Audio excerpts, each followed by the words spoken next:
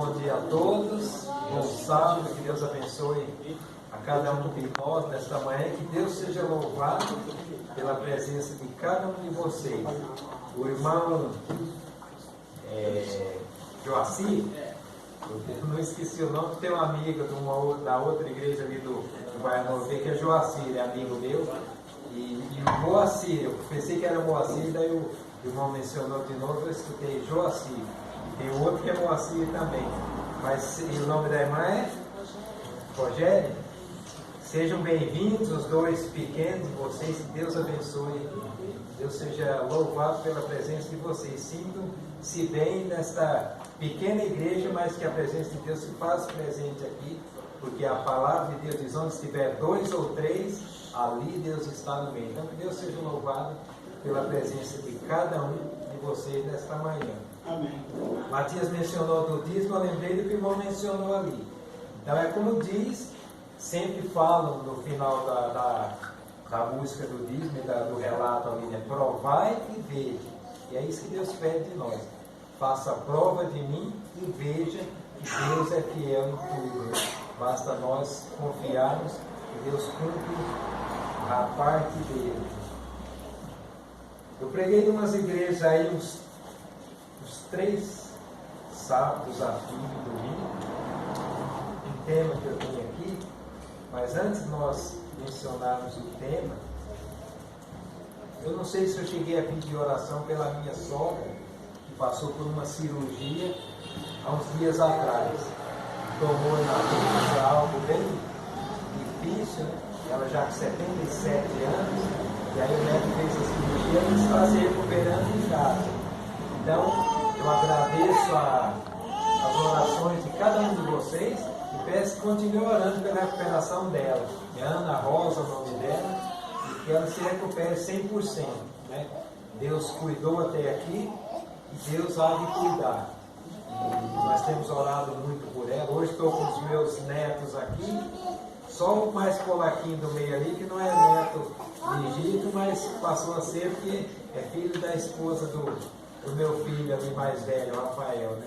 Então tá os 3 netos, uma pequenininha não está aqui, está com o pai dela, que hoje era 8 horas, irmãos, estava ali no nosso cenáculo levando as mulheres o retiro, né, pai? Como é que é? Tem um outro nome que fugiu da boca aqui agora, que elas vão participar numa chácara aí, e vai até 5 horas da tarde. Eu fui levar a esposa, a filha e uma amiga da filha.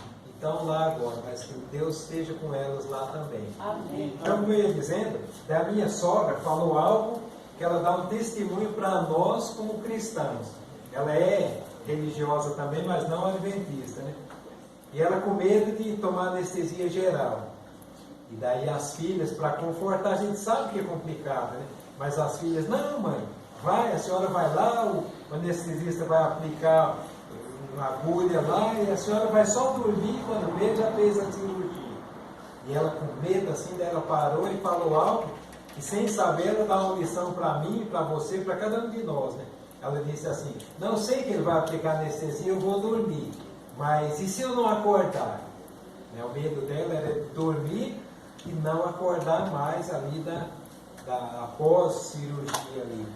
E aí reflete para nós fica uma mensagem assim: ontem você dormiu e acordou hoje cedo, porque Deus protegeu você dormindo, guardou e trouxe você até aqui. Hoje à noite nós vamos voltar para casa, de onde estivermos por aí, e vamos deitar e vamos dormir. Mas a pergunta, a reflexão que eu faço é essa: e se eu não acordar? Se um de nós não acordarmos, tenha certeza que se nós dormirmos em Cristo, naquele dia, naquela manhã gloriosa, Deus ressuscitará cada um de nós. O tema que nós vamos falar fala do que nós cantamos aqui. Vem o grande dia, e fala um alegre dia, glorioso dia, e para aqueles que forem pecadores não se arrepender, ele será terrível dia. Né?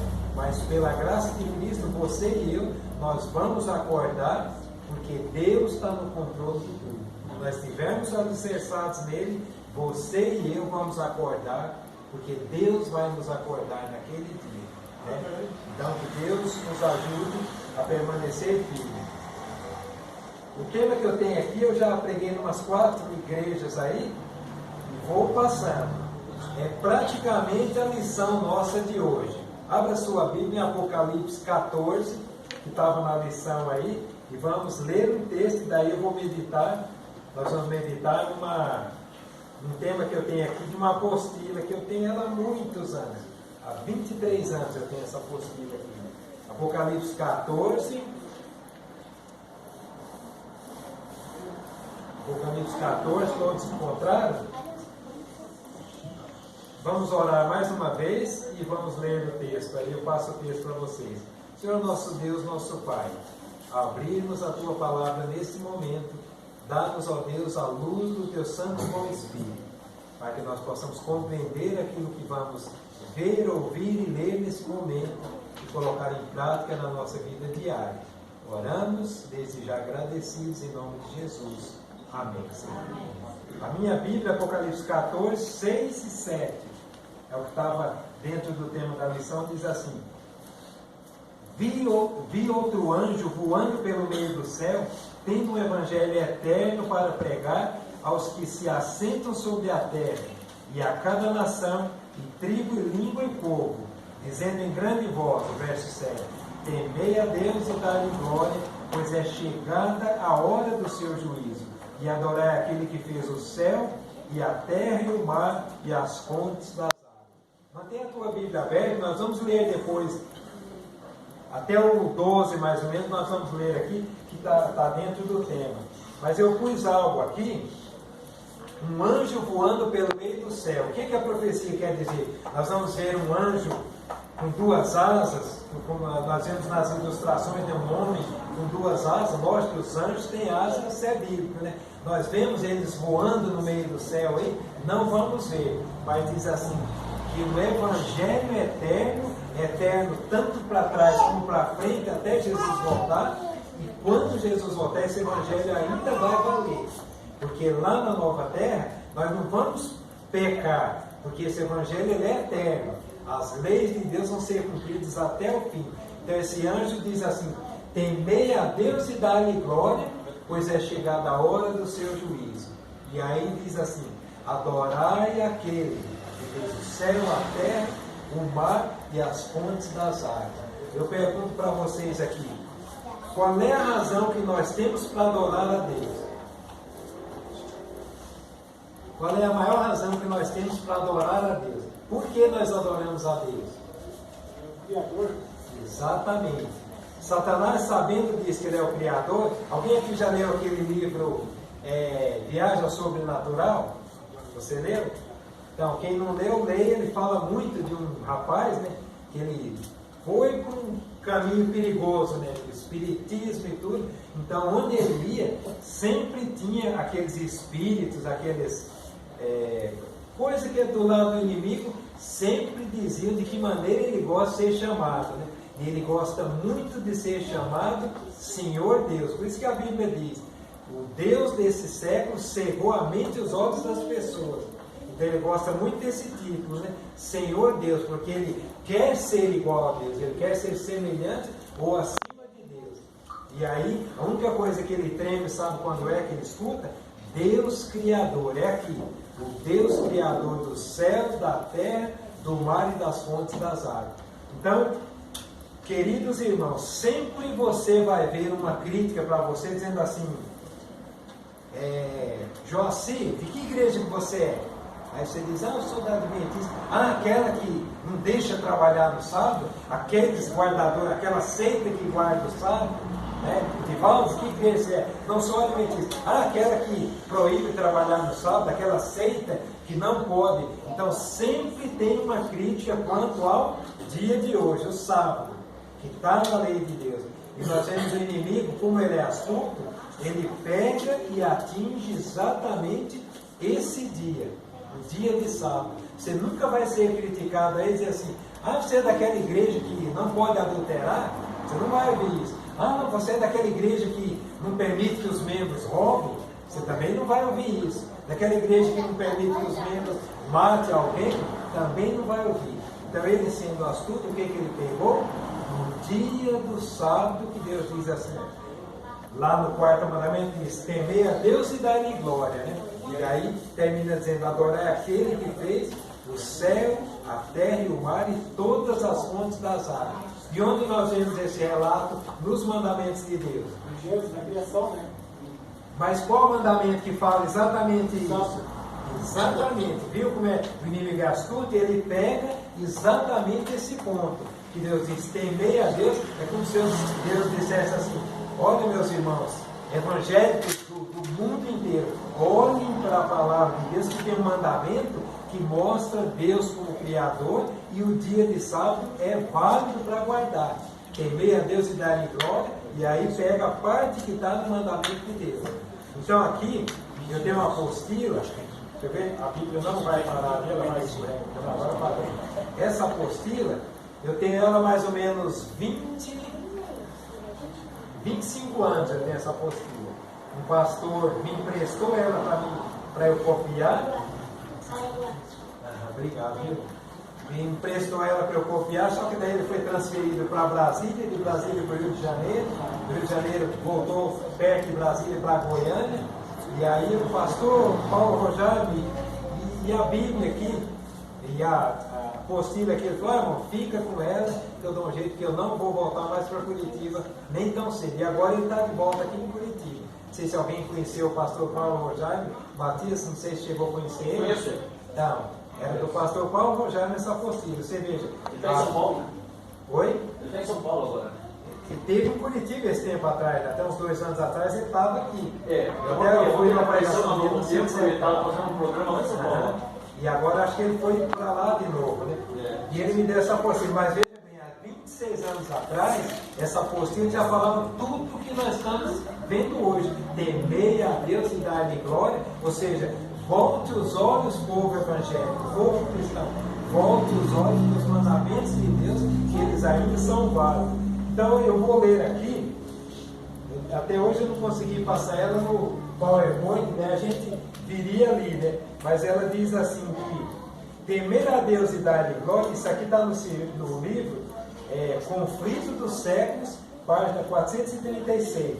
A maioria dos temas aqui está temer a Deus e dar-lhe glória e adorá-lo como Criador do céu e da terra. Ou seja, nós só adoramos a Deus, o culto nosso, ele só tem valor para Deus, diz o relato aqui, depois eu vou achar aqui, se nós guardarmos o mandamento do sábado. É incrível, né? Aí alguém pode perguntar assim, mas Ananias, todas essas denominações evangélicas, vocês são os únicos que guardam e vão ser salvos? Não, não é isso que eu estou dizendo.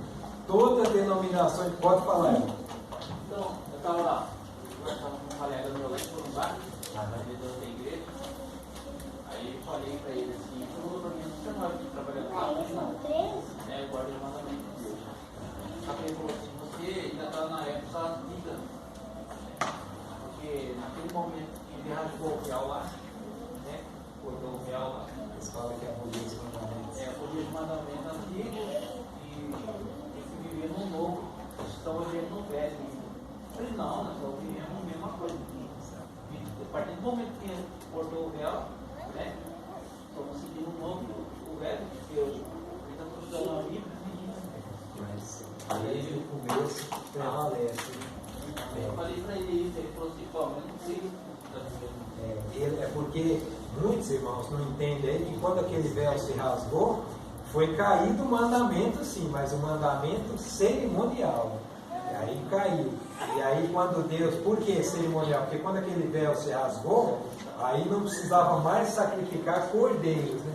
Porque era a lei cerimonial de sacrificar cordeiro, e aí ia valer, quando João apontou para aquele grupo de pessoas, eis aí, acho que é João 1,29, né? Diz, eis aí o cordeiro de Deus, né? Que tira o pecado do mundo. Daí, a partir daquele momento, quem prevaleceria era o verdadeiro cordeiro de Deus que tira o pecado do mundo. Mas o irmão respondeu certo. Então nós vemos aqui, irmão, o mundo evangélico segue desobedecendo esse sábado. E aí a pergunta é, mas todos vão se perder? Não. Só os adventistas vão se salvar? Também não. a obediência a Deus, ou seja, o mundo evangélico segue pisando os mandamentos de Deus, aquele que pisar consciente e não se arrepender, vai se perder. Mas essas igrejas aí estão cheias de pessoas sinceras que ainda não têm essa luz que você e eu temos. E eles vão vir para nós. Nós vamos ver no final aqui, quando o Apocalipse 18:4 diz assim: sai dela, meu povo, né? Sai dela. E Jesus lá em João, acho que é 10, né? Ele diz assim: ele ainda tem ovelhas que não são desse aprisco, a mim me convém buscá-las. E essas pessoas que estão ali, esses bancos que estão vazios, todos eles vão ser preenchidos por pessoas que estão hoje em outras denominações, ou não estão em nenhuma, mas vão vir ajudar a terminar essa obra. E aqui diz assim, diz assim: a fim de que os homens possam preparar-se para estar em pé no juízo, a mensagem lhes ordena temer a Deus e dar-lhe glória, e adorar aquele que fez o céu, a terra, o mar e as fontes das águas. E aí, esse parágrafo termina dizendo assim: e aqui estão o quê? Os que guardam os mandamentos de Deus e a fé de Jesus. A fim de se prepararem para o juízo, é necessário que os homens guardem a lei de Deus. Paulo diz assim: esta mesma lei que os homens pecaram sob ela, por que nós pecamos? A pergunta é: eles dizem que a lei foi abolida, mas por que nós somos pecadores? Se a lei fosse abolida, ninguém precisava estar aqui. Para quê?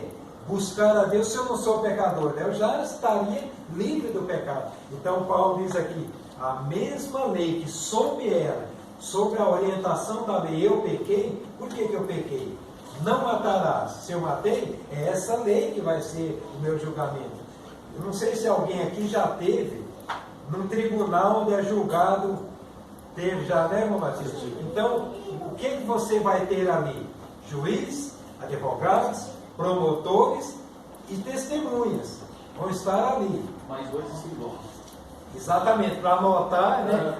Mas tudo vai funcionar em cima: juiz, advogados, promotores, testemunhas, e os escrivãos só relatam ali o que é escrito. Mas a base de um juizado, o que é lá? A base de tudo. O que predomina lá? O réu e o acusado. O juiz é uma parte, mas é outra coisa que predomina. A lei, isso. Não adiantaria dar o advogado, não adiantaria dar o juiz, o promotor, as testemunhas. Daí você diz assim: irmão Matias, eu acuso aqui, você roubou. Por que você é condenado? Porque há uma lei que diz: não roube. Quem roubar é cúmplice, é sujeito a ser penalizado por aquilo. Então, é isso que Satanás tenta fazer o quê?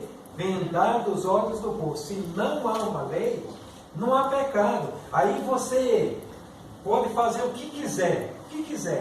Então ele pega um ponto que aparentemente quase ninguém percebe, que é um dia.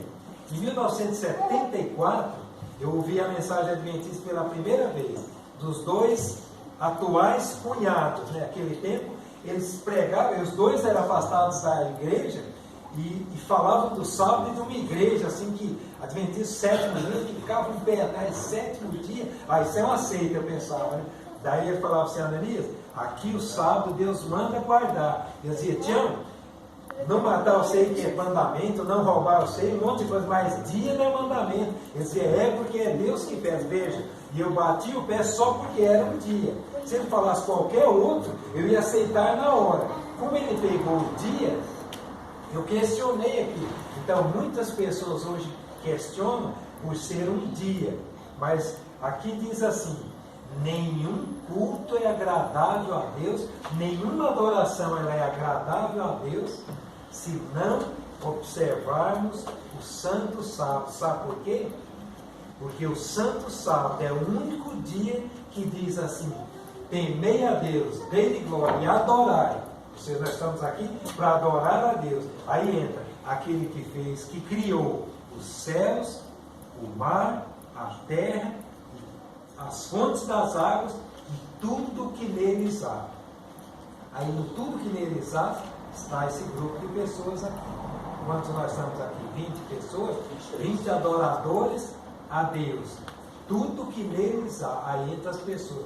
E o mundo, Satanás tentou cegar a mente das pessoas, dizendo, não, eu sei que não mataram, pode, eu sei que eu discuti, eu tenho uma tia, que ela é de uma outra denominação, sogra e ela, né, que é a irmã dela, e ela sempre discute, e ela falou assim, onde que está na Bíblia esse negócio? Ou seja, ela é de uma religião há 47 anos e não sabe que o sábado está na Bíblia.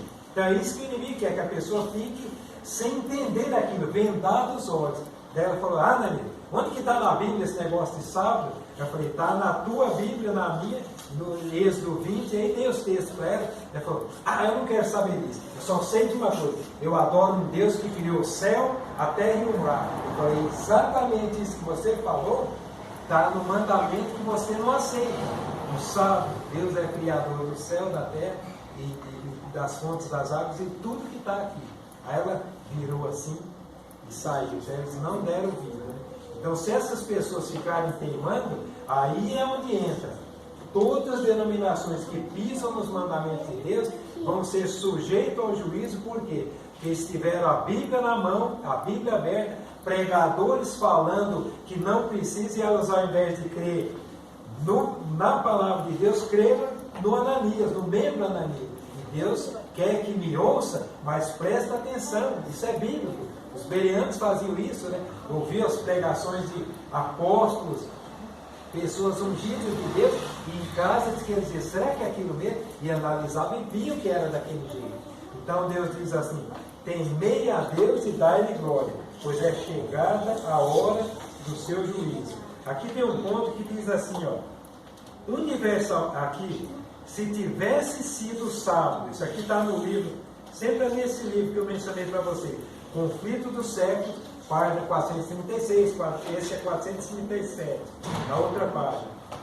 Diz assim, tivesse sido sábado, universalmente guardado, os pensamentos e afeições dos homens teriam sido dirigidos ao Criador com objeto de reverência e culto. Ou seja, a mente do povo era voltada só para Deus, né?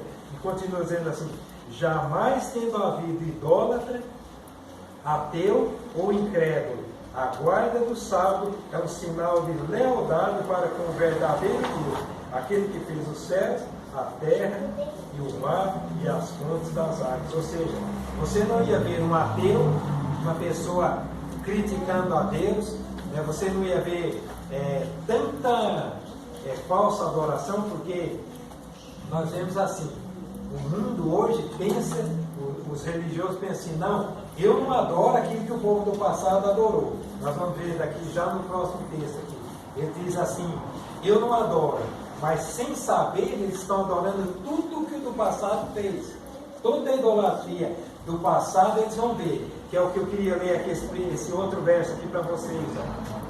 O segundo anjo, né, a segunda voz, no verso 8, seguiu-se outro anjo, o segundo dizendo, caiu a grande Babilônia, que tem dado a beber a todas as nações do vinho, da fúria da sua prostituição. Então, vamos parar por aqui, continua com a tua Bíblia aberta. Que Babilônia caiu? O anjo aqui está falando do futuro, mas qual Babilônia caiu no passado? Lá por volta de 539, né? 600 a 539, Babilônia teve muitos ataques, né, e foi caindo, mas decretou mesmo em 539 a queda da Babilônia antiga. Então o relato da história fala que Babilônia era a cidade mais de prostituição que tinha. Tudo era um Deus para ele, mas tudo voltado para quem? Para o sol, e não para Deus. Tudo voltado, aqueles obeliscos apontavam para o sol, a cor das matérias que ele tinha, tudo tinha que ser cor de ouro, sabe por quê? Por causa do amarelo do sol. Aqueles pergaminhos, aquelas moedas que eles faziam, uma de um lado tinha a cara do rei daquela época, e da outra um símbolo numérico ali, tudo voltado para aquele Deus pagão, e tudo, quando você somava, dava um 666, e tudo voltado à adoração ao sol. Aí uma igreja evangélica agora pode dizer assim, mas Ananias, o que tem a ver a Babilônia lá de 600 até 539 que adorava sol, aqueles altares pagãos, e nós hoje. Eu falo às vezes, quando eu tenho mais intimidade com a pessoa, falar algo aqui para nós aqui, todo culto que é realizado no domingo, vocês sabem quem que está sendo voltado à adoração? Para quem que vocês acham? Todo culto é realizado no domingo é voltado à adoração. O pagão, né? Para o sol. Todo culto realizado no domingo, tirar aquele dia para prestar um culto, não é a Deus, mas não Deus Criador. É o Deus desse século. É voltado ao sol.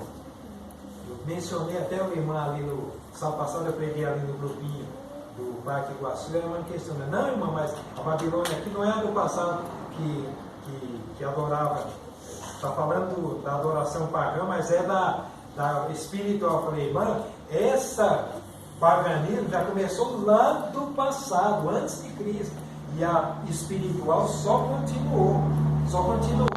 É que diz, caiu a grande Babilônia. Quando você vai ver o termo Babilônia, o que quer dizer? Babel, confusão. Torre de Babel, torre da confusão, né? Nós vemos aqui a grande confusão. Nunca se viu, irmãos, uma confusão religiosa tão grande como a hoje. Nunca se viu. Até misturou com a política e religião. Você vê brigas na igreja por causa de política e religião. Nunca se viu tanta confusão como hoje. Agora, sabe o porquê dessa confusão? O que diz a profecia? O meu povo perece por falta do quê? Do conhecimento. E o conhecimento do quê? Da palavra de Deus. Se você ler a Bíblia, você não entra do lado de um partido religioso que você sabe que prega só coisas que não agradam a Deus. Você lê a profecia, você não entra na teoria de um pregador, por mais renomado que seja o pastor, você cair na cilada do inimigo. Por isso que a Bíblia diz, se possível fosse, ele enganaria até os escolhidos. Se possível. Por que não é possível? Se nós estivermos arraigados na Bíblia. Se não estiver apegado na Bíblia, ele vai enganar sim. Então aqui diz assim, caiu a grande Babilônia, a fúria da prostituição. Nós vemos aqui, nunca se viu as igrejas tão corrompidas como agora. Você vê, culto da prosperidade, culto do benefício disso, culto do meu tudo, culto da fogueira, não sei o que, irmãos, nunca caiam nessa cilada.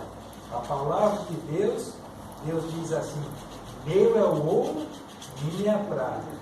Deus é criador dos céus, da terra, do mar, das fontes das águas e de tudo que existe aqui. Ele tem um céu preparado para cada um de nós. Eu não lembro o livro agora, Ellen White fala assim, que no céu haverá grandes empreendimentos.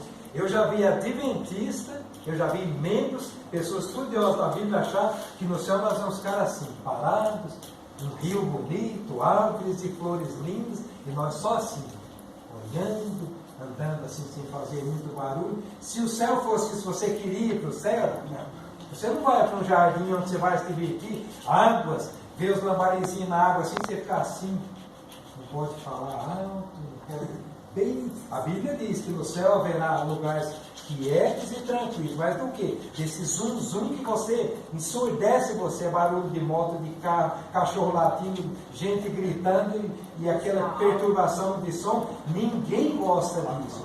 Mas ele diz assim, no céu nós teremos grandes empreendimentos. Quando fala em empreendimento, vai ter crescimento, conhecimento, busca por algo, não com essa ganância que temos hoje, não com essa arrogância, não com mentira, não com querer passar por cima do outro, não, mas vai ser um céu de movimento santo, de crescimento santo, de algo maior que a mente nossa não pode imaginar. É o que diz lá em Coríntios, o olho não viu, mente não imaginou, coração não palpitou, é algo maior que nós não podemos imaginar, porque ainda não entendemos, mas no céu haverá grandes empreendimentos. Mas para isso, o texto bíblico diz assim, caiu a grande Babilônia, porque Deus quer salvar todas essas pessoas que estão nas outras igrejas, e o alerta é, um anjo voando, ou seja, o que esse anjo tem na mão? O evangelho eterno para pregar aos que se assentam na terra. Não diz assim, para pregar para os adventistas, para pregar para os assembleantes, não, para pregar sobre todos que se assentam na terra. E a proposta de Deus, o clamor do anjo é: temei a Deus e dá-lhe glória. Aí entra o que está no mandamento que Satanás tenta, que nem falar para o irmão na sua empresa, esse amigo seu: não, mas esse mandamento ficou no passado. Não ficou no passado. Quando nós vemos João tendo a visão do Apocalipse, está assim: e abriu-se o santuário de Deus. João tendo a visão lá na ilha de Patmos, né? E abriu-se o santuário de Deus, e João viu um trono lá, e o que ele viu diante daquele altar de Deus? A Arca da Aliança. Nunca você vai encontrar na Bíblia aonde está a Arca da Aliança. Só fala que ela sumiu. Moisés deixou em algum lugar e ninguém sabe. Para onde quem? Arão, de Moisés, de alguns daqueles reis, de Jesus? Não. Ela desapareceu. Mas quando João vê o santuário aberto, João vê os anjos, o santuário, a luz de Deus e algo lá. Por que será isso? Chegou a hora do seu juízo. É como se Deus dissesse assim: temei a Deus e dar-lhe glória, porque chegou a hora de julgar a terra. E aqui, a terceira mensagem, quando fala que Babilônia caiu, eu tenho um relato aqui que fala assim, que essa mensagem ela começou de 1840 a 1844, o movimento milerita. Isso é uma outra parte que teria que ter mais tempo para a gente explicar melhor. Quando Guilherme Billy e os companheiros dele foram indo até aquele desapontamento de 1844, aí descobriram que Jesus passou do santo para o santíssimo e está lá, julgando a você e a mim todas as nossas obras. E ela diz assim, que quando Jesus passa do santo para o santíssimo, aí o anjo aparece, esse terceiro anjo, quando ele aparece assim, ela relata no seu livro aqui, ela vê Jesus, ele vê Jesus olhando para o santíssimo e a Arca da Aliança mais uma vez ali. E Jesus, na Arca da Aliança, intercedendo como sumo sacerdote, quando intercedia lá, aquela purificação do santuário, ele intercedia sobre a Arca, sobre todo o povo de Israel. E Jesus está intercedendo por você e por mim, e por quem não está na igreja, né? Intercedendo por cada um de nós. Eu não sei se eu acho aqui, mas diz assim, ó, deixa eu só ver aqui, diz assim, ó, o terceiro anjo encerra sua mensagem assim: aqui está a perseverança dos santos, os que guardam os mandamentos de Deus e a fé em Jesus. Ao dizer essas palavras, aponta para o santuário celestial. O anjo diz isso e ele aponta para o santuário celestial. E ela termina aqui, continua dizendo assim, isso aqui, irmão, está no Primeiros Escritos, viu? Página 254, 255. Daí ele diz assim: as mentes de todos os que abraçam esta mensagem, ou seja, todos aqueles que buscarem ser fiéis a Deus até o final, as mentes dos que receberam essa mensagem são dirigidas ao lugar santíssimo, onde Jesus está em pé diante do quê? E diz assim: fazendo sua intercessão final por todos aqueles por quem a misericórdia ainda espera e pelos que ignorantemente hão violado a lei. Há pessoas em todas as igrejas, denominações, que ignorantemente ainda estão dizendo, como falou para o irmão, que o sábado não precisa mais, que Jesus aboliu, mas a gente sabe que isso não é verdade. E Jesus está intercedendo por essas pessoas. Aí diz assim: e essa expiação é feita tanto pelos justos mortos, como pelos justos vivos. Inclui todos os que morreram confiando em Cristo, mas que não tendo recebido a luz sobre os mandamentos de Deus, têm por ignorância pecado e transgredido os seus preceitos. Pessoal, eles não receberam a luz verdadeira da palavra de Deus e eles transgrediram. E Jesus está intercedendo. E o anjo diz, quando olha para o céu, todos olham, vê Jesus intercedendo, o que abre lá? E o que eles avistam? A Arca da Aliança, que contém os 10 mandamentos de Deus. E aí o chamado de Deus hoje é isso, ó. Abra a sua Bíblia, não, só continua, 18:4. O anjo, a mensagem e Jesus está dizendo para nós hoje isso aqui, ó. Caiu, Apocalipse 18, 2, vamos ler aqui. Então exclamou com potente voz, dizendo: caiu a grande Babilônia e se tornou morada de demônios, covil de toda espécie de espírito imundo, esconderijo de todo gênero de ave imunda e detestável. E aí, o verso 4 diz assim: ouvi outra voz do céu dizendo: retirai-vos dela, povo meu, para não seres cúmplices em seus pecados. É isso que Deus está falando com essa mensagem. Caiu a Babilônia antiga, já está no passado. Caiu, está caindo a Babilônia espiritual, essa confusão religiosa que nós vemos hoje. Mas diz assim: sai dela, meu povo. Meu povo quer dizer, tem adventistas em todas as denominações. Eu falo adventistas porque vão vir obedecer os mandamentos de Deus e encher esses bancos. E Deus diz para eles agora: sai dela, povo meu, porque eu vou destruir essa Babilônia. E para vocês não caírem, não serem culpados também pelos pecados, pela abominação dela. Sai dela, povo meu. E Jesus lá em João fala assim: eu tenho ovelhas que não são desse curral, a mim me convém buscá-las. Então que Deus ajude vocês, como membros, eu como membro dessa igreja verdadeira de Deus, a nós não voltarmos de onde viemos e ajudar pessoas que lá estão a cumprir esse chamado. Sai dela, povo meu, para não cair nos seus flagelos. Então que Deus abençoe a nós como igreja, como membro, a levar essa mensagem, né? Temei a Deus e dá-lhe glória, porque a hora do seu juízo chegou e vai ter um julgamento. Para os santos será uma bênção, porque prova que nós estávamos no caminho certo. E para os que teimaram até o fim, vai ser triste. Aí eles vão dizer: cai a montanha, cai tudo, mas me esconde da face desse que eu vejo em glória e majestade. Que Deus nos ajude para isso. Amém? Amém.